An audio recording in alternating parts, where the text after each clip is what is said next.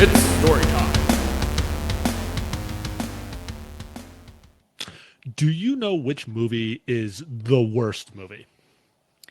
Oh my God, it has to be that Adam Sandler Pixels movie. Have you seen that? That was a huge waste of money. I have no idea what that is. What is that? It's just some movie where Adam Sandler's playing video games, and it was so bad I felt that the theater should have paid me to come and see it. I wasn't expecting It was so bad. What did you think I was going to say? Well, I didn't know what you were going to say, but I didn't think that. But I totally get you. It's like one of those kid money grab kind of movies where they just terrible. Prey on like the child's desire to go buy stuff. So I know that's a good call on that. But I was thinking 47 Ronin, starring Keanu Reeves. All right. I have never even heard of this movie. All right. Now, this is somewhat controversial, I think, because Keanu's having a moment right now. I mean, he's had this renaissance. We've got the whole John Wick thing going on. I think we're on John Wick 10 at this point. I think they killed his new dog. Oh, God. Yeah. That's and then he was also part of I'm not trying to trigger anybody. Cyberpunk 2077, though, he was a big part of that. It's not his fault that video game sucks. No one. Yeah, that's what I've heard. Yeah, no one made them put that video game out like that, so it's not his fault. And then they even rebooted Bill and Ted. I mean, that's how much star power he has. Yeah, Bill and Ted is freaking awesome. That movie is legit. Those guys were the original historists, right? We stand on the shoulder of giants, for sure. Absolutely, yeah. Now, 47 Ronin is laughably bad, though, and it's a cool story. That's the thing that makes me so angry about it is you have this cool story of ninja and samurais and disgraced warriors and that sounds great. But instead of just telling the story, which would have been more than adequate to make an awesome movie, they started to do this fantasy sci-fi thing with it. I think because of Game of Thrones and dragons, and all that sort of stuff. And you took something that was really cool and awesome and turned it into something really laughable and pathetic. Is it kind of like what they did with that Wall movie with Matt Damon with the freaking aliens? Oh, good God. It's the exact same idea. No. Here's something really cool, except for no, right? So, and then it's weird, both those ones about movies about Asian history starring white men. Yeah, right. God. But no, so now, unfortunately, if you want to get anything in the cinematic genre from the whole Ronin idea, you got to check out Robert De Niro in the movie Ronin. And this is pre-Meet the Parents Ronin, Robert De Niro. Taxi driver. Okay, gotcha. Yes, dark and gritty and all that sort of stuff. It's not Could You Milk Me, Greg? It's not something like that. This is quickly turning into a screen rant podcast, isn't it? Yeah, but thoroughly enjoyable. I'm not going to lie. All right. I think we should probably just go ahead and get started, though. All right. Hey, everybody. Welcome again to Storytime with the Histrists, the podcast for world history students, teachers, and enthusiasts. It's world history, but told our way. If you haven't guessed it yet, we are actually going to take a deeper look into Japanese history today, and we're going to take on the samurai. Now, we know that traditionally historians and popular culture have really elevated the samurai to something of a mythical status, right? Mm-hmm. That noble warrior, the disciplined combatant. He's the deep epitome of classic male nobility, right? That's how the samurai has traditionally been portrayed. However, after doing some deep analyzing of 16th and 17th century sources, what we end up seeing is that far from being the paragons of virtue that we envision when we think of the samurai, their proclivity for violence, chaos, and, dare I say it, brutality kind of rivals that of the Mongols. Oh, yeah, top notch. They right? are villainous. Yeah, for sure. And among them, one figure stands out. One person who belongs seated next to Vlad the Impaler, Reinhard Heydrich, and Genghis Khan in the annals of savagery. That bad. That is horrible. Right? Yeah. Jeez. Yeah, go ahead. Horrible. I was just going to say, to people who are not in the know, that's a who's who of historical real life villains. Yeah, of horribleness. That history has to offer. Jeez. This figure, his name, Oda Nobunaga. But today, he's going to be known as the Devil Daimyo. So sick, dude. That's so awesome. This is a story I know we've both been wanting to get into, and I just want to get into it right away. So let's just hit our sources real quick.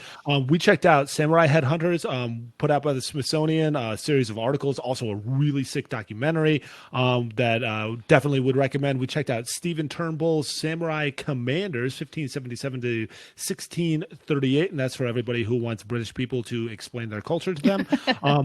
In all seriousness, that was a really good source as well. So some really good source work out there for you to check out to get some stuff from the samurai. Of course, we're going to be focusing in on one particular time period, though, in Japanese history, right? The Sengoku period. And basically, this is a period of civil war. It lasts about 150 years, from about 1467 to 1615. And basically, the Ashikaga shogunate falls. And now all the daimyos across Japan are going to end up fighting each other for control of Japan. And this is where we're going to see a definite turn in the story of the samurai. Because during the earlier shogunates, right, whether it's the Kamakura, Ashikaga, whatever else, you only really needed the samurai to fight for a koku, which is basically enough rice to feed a man for a year. And so once each samurai is able to accomplish that, then the battles end, and that's going to leave time for the samurai to do those traditional things that we've talked about, right? Perfect the katana swordsmanship, write death poetry, perfect the code of Bushido. All right.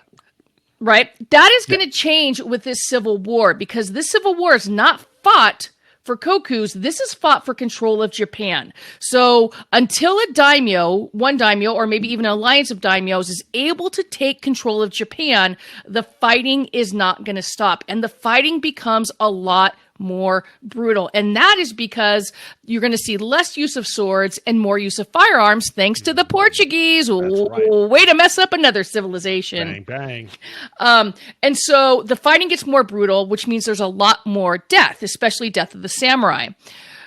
The war is not going to stop because of that. So daimyos only have one other option, which is to go find more samurai.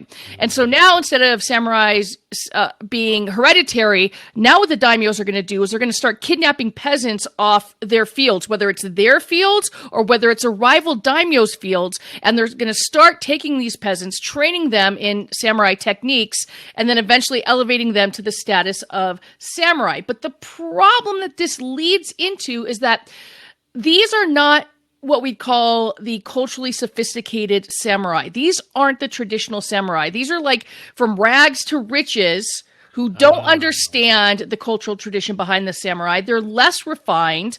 They're less skilled samurai.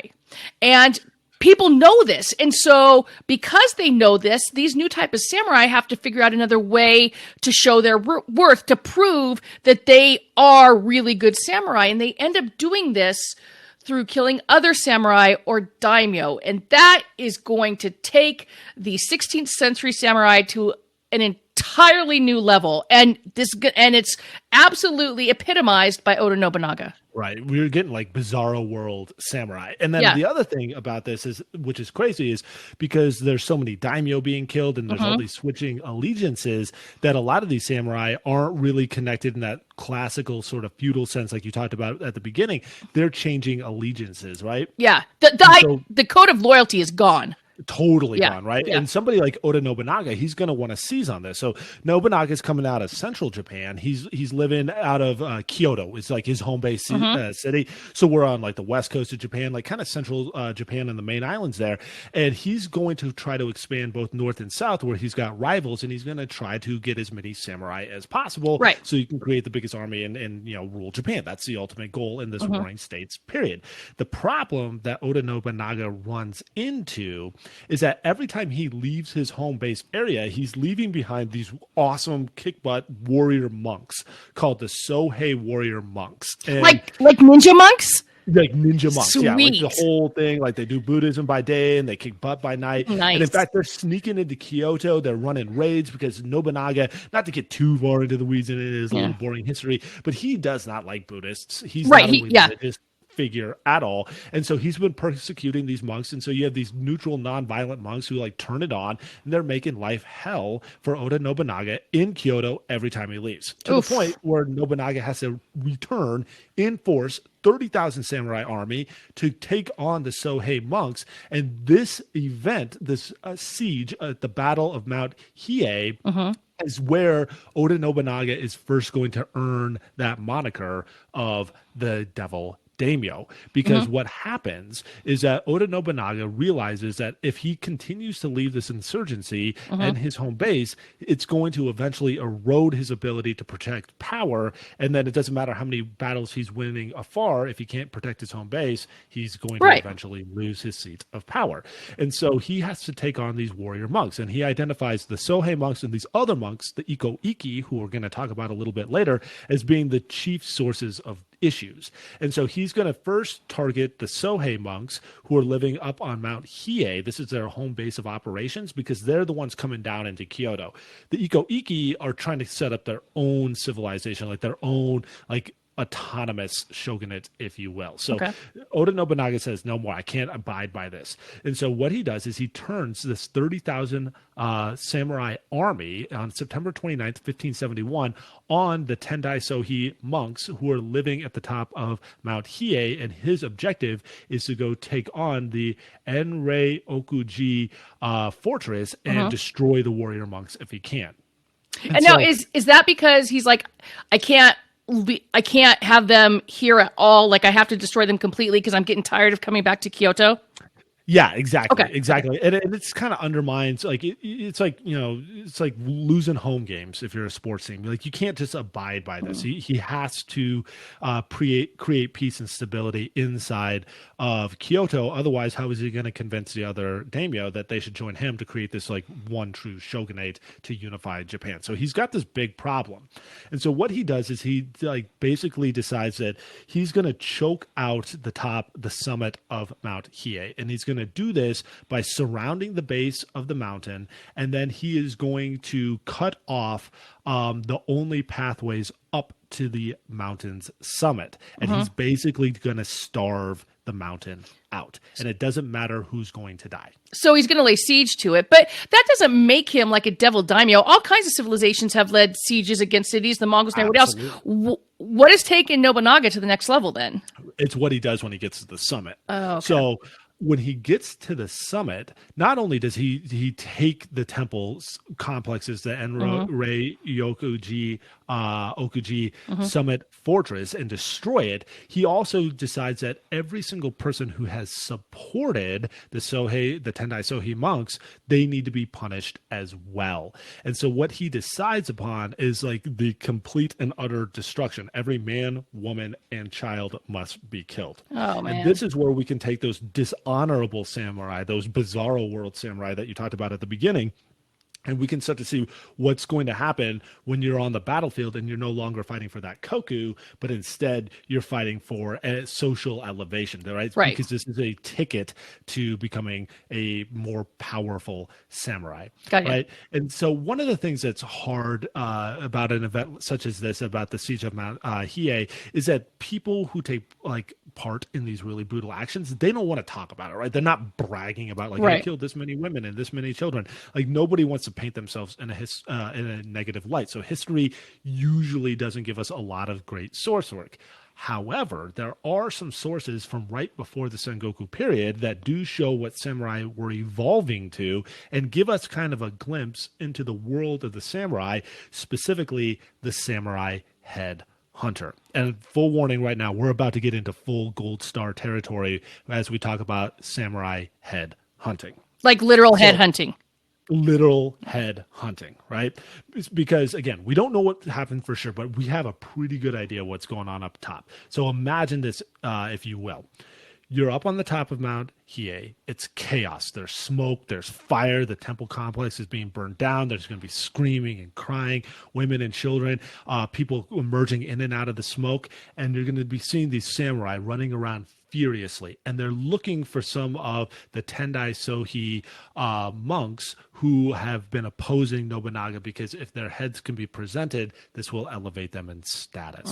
And so what you're having are samurais removing the heads from as many of the combatants as possible, and they're literally draping them around their necks like a backpack full of skulls and heads. And these heads are going to be brought to Oda Nobunaga and presented to him in this really like mystical ceremony where you're going to have like fans covering up Nobunaga's face, and you're going to have these samurai monks in their own right who are going to be saying prayers and chants with beads to ward off demonic spirits. And these samurai are presenting as many heads as possible. Look at this guy, look at this guy, look at this guy, look at this guy. The more heads you have, the more you've exhibited valor on the battlefield, the higher your social rank will become. So it's literally a bloodlust on top of this mountain. Simply to elevate who you are as a your social standing. That's it. That's it. It's the spoils of war. Ew. It's the spoils of war. Now, here's the problem, though. Okay. If you are collecting as many heads as possible, you can't carry them all. There's this like really morbid, gross logistical issue here of how are you going to transport around all of these heads? That's gross. And so what many of the samurai did is they had like a name tag is really what we can call it. And what would happen is there would be these bamboo spikes that would be jabbed into the skull with these big barbs on them, and coming off of that spike carved into the bamboo would be the samurai's name. So if some samurai tried to take some of your heads that maybe you left piled up and present them, then Oda Nobunaga or any other daimyo for that matter could be like, nah, man, you stole that head. That's somebody else's samurai head, right? So there's this like fierce competition for heads. And you can imagine like if somebody's not dead, the samurai competing with each other. We do know in this scroll from the 13th century, it depicts samurai using broken arrows to stab other samurai in the eyes.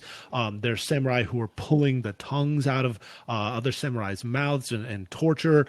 They're fighting each other. Samurai are fighting each other. There are instances that we know about that some samurai would even turn on their foot soldiers and cut off the heads of their own soldiers to present those to the daimyo, because the lust for heads was that great. That's a hell of a business card, right? Yeah, that's like exactly. That's like a 16th century Japanese business card. You're like, let me present my skill set to you. By the way, here's my 14 heads here's or whatever. Yeah, and then like the whole like there's manuals on how to do this. It's part of like the Become a Samurai manual is like how to actually harvest the head and how to present the head. And so like there's this whole process. So gold star, here we go. What would happen is we're going to take the deceased's head. We're going to pull it forward by the forehead, or if the person's wearing a helmet, by the front bill of the helmet to expose the neck. And then the sword, the samurai sword, is going to be used to literally chop, one hard slashing chop into the throat to sever the windpipe, trachea, arteries, ligaments, everything down to the bone. Gross. Then in the next move, the back of the head is pushed forward. Again, if there's a helmet, you could pull with the helmet. Otherwise, you would use the hair. And then two chops, you'd cut through the vertebrae to get a clean removal of the head. And then that head would have the spike inserted into the side, usually into the temple or somewhere soft on the skull, and then put into a sack or put into a pile, which then could be collected later because it's got your tag on it. Right. I am this is part of the reason that this becomes so brutal. I am really trying not to equate this to cracking up like a coconut or some starchy root vegetable, but the way you described it is horrible. Horrible. Again, there's a manual for this. And then here's where I think we can get some of the bloodlust, devil, daimyo sort of monikers, is that we know Oda Nobunaga wanted proof that he had totally eradicated his enemy. Yeah. So as many heads as possible would have been desired for presentation. So you have this horrible competition for heads. We also know that there's this like mandate for collecting heads because of the nature of this civil war and what's taking place with the Tendai Sohi on Mount Hiei. And so we can imagine, unfortunately, that women and children, after they were shot, because what happened was all non-combatants, women and children, were taken up onto walls and shot. Using the firearms, the Harkisabruchers that you talked about, that Oda Nobunaga was an earlier adopter of than many of the other daimyo and samurai warriors. But then you can imagine, especially lesser samurai, guys with a lot of like earning that needs to be done because they were so low in the ranks because of how they got into the samurai game, that these guys are probably removing the heads of women and children as Whoa, well. whoa, okay, yeah, but that's not accomplishing the samurai's goal. The way they were earning status was by killing samurai or daimyos. I mean, I get that Nobunaga I don't get it, but wanted to kill women and children because he wanted to eradicate the entire group. But what was the benefit of a samurai beheading a woman or a child? Like, There was a precedent that was set in some of the battles early on that a nose could be presented in lieu of a head because you had so many heads you could present noses, and so there became a tendency within this presentation of heads during the head hunting ceremony to present mutilated heads. And so what a lot of times some of these samurai would do is they'd remove the nose, the upper lip, any hair, especially if it was a woman with longer hair, or if it was an older man, maybe trimming some of his beard and his hair to make him look younger. If it's a child, removing facial features that might depict age and presenting this mutilated head in place. And in this case, there's going to be less of a worry about presenting a non-samurai daimyo or general's head, right? Because if this was traditional samurai battle, that might be really problematic. Be like, no, I promise you this kid was there. However, because Oda Nobunaga is looking for proof that they actually destroyed the summit of Mount Hiei, there was probably, and this is conjecture, but I think we're on pretty solid ground here, of like accepting of these like quote unquote lesser heads. That's the head was the nasty. goal. Well, there goes honor flying right out the window and dignity. Exactly. Bushido what, right? Yeah. It leads us to the point where George Sampson, a historian who we took a look at some of his work for the head hunting ceremony, had this to say about the siege and battle of Mount Hiei. Quote, "The whole mountainside was a great slaughterhouse, and the sight was one of unbearable horror." End quote. And according to Stephen Turnbull, whose work we referenced in figuring out a lot about a lot of these samurai traditions, he said that this is so one-sided that it's not a siege, it's not a battle. You can't rightfully call it any of those things. He said the proper term for this would be a massacre, and that it's at this point, this merciless attack on Mount Hiei, that Oda Nobunaga, by his contemporaries, became known as the Devil Daimyo. And you said that this wasn't like the only time he did it. Like, it'd be bad enough if you did this once, like it's horrific. But you had talked about the Iko-Iki campaigns. And the Iko-Iki were another small Buddhist separatist group, which makes sense because Nobunaga hates the Buddhist, right? Right. What did he do with the Iko-Iki? Was it similar? Was it? Yeah, I don't want to yada over somebody suffering. It's very similar. I mean, the Iko-Iki, again, a small separatist group. We talked about how they wanted to have their own anarcho-egalitarian commune sort of system. They created their own temple complexes, the Kaga and Ekizen complexes, that would serve as their Mount Hiei sort of systems. The difference between the Iko-Iki campaign and Mount Hiei is Mount Hiei took place over the course of a couple of weeks. The Iko-Iki campaign took 10 years. He did that kind of killing for 10 years? 10 years because of the geography. Whereas Oda Nobunaga was able to capture the Tendai Sohi and pin them at the summit of the Mount Hiei.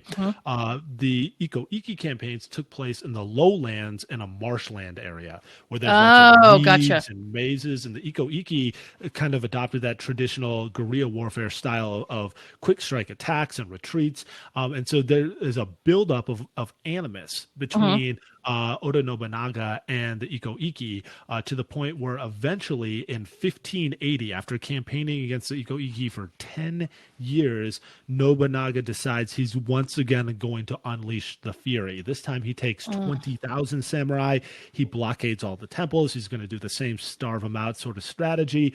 But he gives very explicit orders, which is not what he did at Mount Hiei, where it was more applied, like we need to get rid of everybody and eradicate everybody.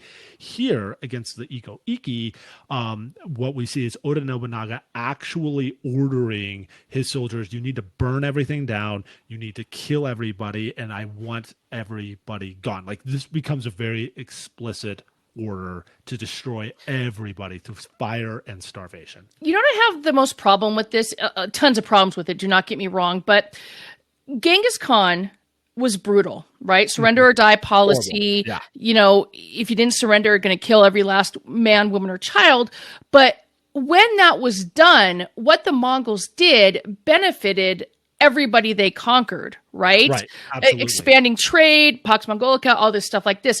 Nobunaga, this idea of you're killing everybody, he seemed to be doing it simply to kill everybody. And I know with the Sohei monks, it was about Kyoto, but with the Iko Iki, this isn't about Kyoto. This wasn't killing every one of them wasn't going to accomplish much for Nobunaga outside of the fact that he could claim he killed every single one. And that's where I think he truly earns that Devil Daimyo, because it's not that he's the first or last person in history to want to eradicate groups of people, but the way he did it and why he did it, it's so cruel and savage and barbaric. Yeah, no, you're 100% right. If these things happened in the 20th century, we would call this ethnic cleansing and genocide. Yes, right? exactly. And you know, we took a look at this in our episode, Crimes Against Humanity, and I do think you're right about that. Is like awful as what we saw in the Belgian Congo. And what we saw in that whole creative destruction debate that we had about the Mongols, there was like something that came out of it that like arguably could be seen as beneficial, right? Depending on like how you get there, you know, there can be some argumentation. However, like you said, the Mongols, the Pax Mongolica, inside of the Belgian Congo, we start to see the push for human rights, and there's also like some industrialization implications there. So yeah, I mean, problematic, but there's something that comes with this. Right. However, yeah, Mount Hiei and the Iko Iki campaign, all these do is bring death. Yeah. There's nothing there. This is genocide. Right. And I think that's why you're at the beginning, Vlad the Impaler and Reinhard Heydrich kind of jump out on that list of just people who are killing for the sake of killing. That's what it feels like. Yeah. Yeah. And, you know, we're not the only people to take issue with this. In fact, Oda Nobunaga's own generals got to the point where they could no longer abide this level of cruelty. Turnbull tells us, you know, quote, that when the order to kill, quote, anything that lived or breathed was given, that this was, quote, probably the last, probably the only military action of Nobunaga's military career that was so controversial that even some of his own generals opposed the move. Yeah, but did they do anything about it? They did. Oh. So here's the thing. Remember, if we go all the way back to the beginning, what you were talking about during this Warring States period, the Sengoku period, there's lots of daimyo. Yeah. And there's lots of people gunning to become the shogunate and bring unity to Japan. And Nobunaga seems to be at the leading edge of being that person who's going to do it. But he has some pretty fierce rivals, right? One of them is a daimyo by the name of Ieyasu. Tokugawa Ieyasu. Yes, you are correct there. That's right. And so what ends up happening is the attendant, which is like the lead samurai who's with the daimyo. He's like the number one bodyguard, like Secret Service sort of situation here. He is one of the people who can no longer abide these orders. He can no longer abide the killing. And so he conspires with Tokugawa Ieyasu to turn Oda Nobunaga and Kyoto over to his rival. And what ends up happening is that Oda Nobunaga goes back to Kyoto. He's called back into the city. He's presiding over, you know, war planning in the city, blah, blah, blah, just stuff you got to do. And unbeknownst to him, because his generals are keeping it secret to him, Ieyasu outflanks Oda Nobunaga and makes his way into the city. And Oda Nobunaga is totally unprepared for this. Right? He's actually at a temple, which is somewhat ironic considering all the violence and death and destruction he's wrought on religious figures. He's at a temple probably for show. We can't imagine he's probably there praying or anything. He was probably not a Buddhist. He was probably a Shinto practitioner, but still, I'm not imagining him being this highly religious man. So he's going through the motions, and word comes to him like, oh my gosh, Ieyasu was driven on the city. And he's like, oh, we need the defenses. And as he goes to get up, the samurai sword of his attendant comes across his neck. And you might be thinking he was beheaded. Right. But no. The sword was just laid there to make Oda Nobunaga kneel back down. And he was given a choice, a classic samurai daimyo choice. You can either be killed which is dishonorable, Right. or you can retain your honor by committing ritual suicide, which is known alternatively as seppuku or harakiri. Right. And Oda Nobunaga takes the honorable way out. Okay. This devil daimyo man decides, like, I'm going to retain whatever honor I might have left. And so he chooses ritual suicide. Gold star moment number 2 for the episode. What this involves is him kneeling on his knees, plunging a dagger or short sword into his stomach on the right-hand side and being drawn across to the left-hand side. In so doing, he would open up the entire abdominal cavity, which means his insides are now his outsides. Oh. Intestines, stomach, liver, anything that's just kind of being held in there below the diaphragm. All that is going to come spilling out. I'm having a real Walking Dead moment here. Yes, this is very Walking Dead. Okay. Right? And it would be like, gut, blood, the whole 9 yards, very black, very horrible. Yeah. Very, very painful. Very, very painful. You think? During the process of this, the samurai or daimyo is not to make a sound.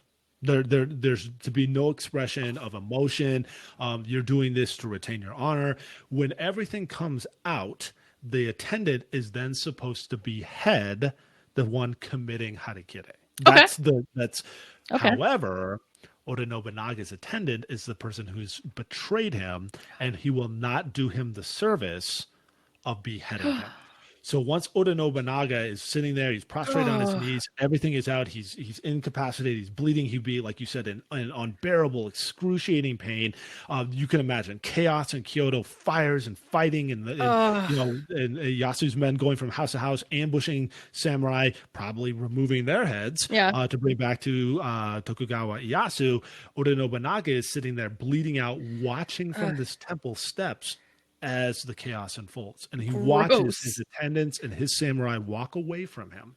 They've set the temple ablaze, though, so we get this final tableau of the devil daimyo sitting there on his knees, bloods and guts literally out in front of him, with hellfire burning in the background. He would have been backlit by this, and it was in this fire and this death and chaos and destruction that Oda Nobunaga finally meets his demise, and the devil daimyo is no more. Wow, that is definitely, and that's true. I mean, it does go to show us that the classic honorable, Bushido loving samurai really, for a large part of Japanese history, not so honor loving, poetry making at all. No, yeah, I mean, in all likelihood, if we're just being honest about the situation, probably most of Oda Nobunaga's men just went over to Tokugawa Ieyasu. Yeah. They just changed their colors, put on the other side's jersey, and just went on fighting. I mean, whoever's going to pay your way, right? These are sellswords in a lot of ways. These guys they're mercenaries. They're not honor warriors. And I mean, in discussing all this, because we know the samurai and daimyo, they're not destroyed at the end of the Sengoku. Oh my God, no! They go on. They are kind of like nipped, right? Oh yeah. Well, it is, because even though, like we said, Tokugawa Ieyasu will eventually unite Japan under his rule, it's still a shogunate system. It's still with samurai, but they have very little power after Ieyasu takes control. And it's going to get even worse when, Matthew Perry hits the shores of Japan, which is going to lead to the Meiji Restoration, which really kind of eradicates the idea of the samurai altogether. That's right. And you can watch another movie where a white guy depicts Asian history, and you get The Last Samurai with Tom Cruise. Oh my God, The Last Samurai. I can't even talk about it. Yeah. No. So we've got Matt Damon, Keanu Reeves, and now Tom Cruise, all white men depicting Asian history for you, just because Hollywood knows what we all want, right? Right. So that's it. That's the story of the Devil Daimyo. And if you like our stories, you can always follow us on Instagram. You can follow us through Spotify, through iTunes. And we actually have a new little thing coming up. Yeah, What is so that, we're pretty Matt? proud to announce we're in the final workings of it right now. We're going to have a Patreon page set up so that you can sponsor the show. I'm very excited. You can also sponsor us at anchor.fm. You can go directly there and sponsor us through there. If you do Patreon, though, we are working on getting some merch, some stickers created. And then for AP World History students in particular, if you've been feeling a lot of the stories and you want to see how they fit into the AP World History curriculum, for a small donation, you can get access to outlines and review materials to help you max the extreme and achieve your goals on the AP exam. Nice, nice. So more on that in the future? Absolutely. Yep. We're in the final stages. Hopefully we'll have that up here within the month. 2021 is going to be a big year for us here at Storytime with the Historist. I can already feel it. Here's to open. Well, thanks once again for joining us. And until next time, we'll see you later.